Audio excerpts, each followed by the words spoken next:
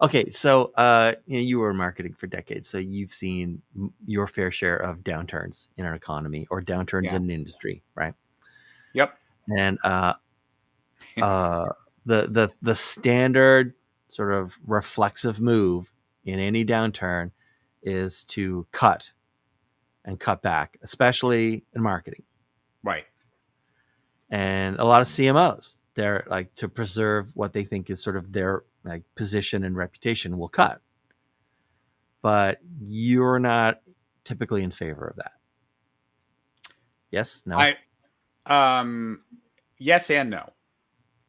I believe in passing people in the rain. Mm-hmm. When there are economic headwinds, first of all, I think CMOs need to be proactive about cutting. I don't think they should wait to be asked to cut things that make sense to cut. So things like too many agencies, if you're a very global Right. company and you don't have brand consistency between the agencies or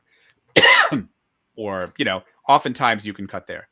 Oftentimes you've got, you know, you can get rid of 70% of your content because it's not relevant to the customer and prospect experience. Often companies have a bloated MarTech stack because they've gone after a lot of shiny objects that Right. aren't necessarily helping them. So those are some key areas you can cut, and there's some others.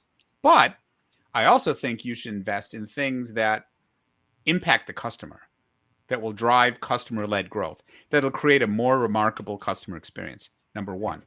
Also, I think you should invest in intent information to understand which customers, which prospects are crowding your website and your competitors.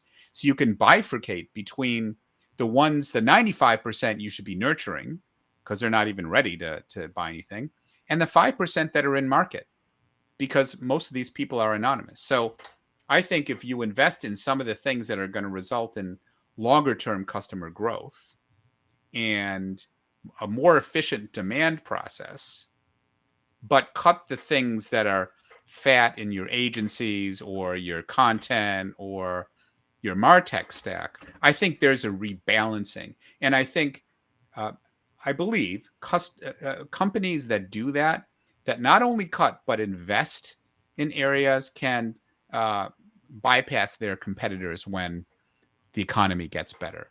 So I'm for rebalancing, not just indiscriminate cutting. If you just cut indiscriminately, you're going to pay when the economy gets better, and you're going to have to rebuild everything, which Right. doesn't make sense.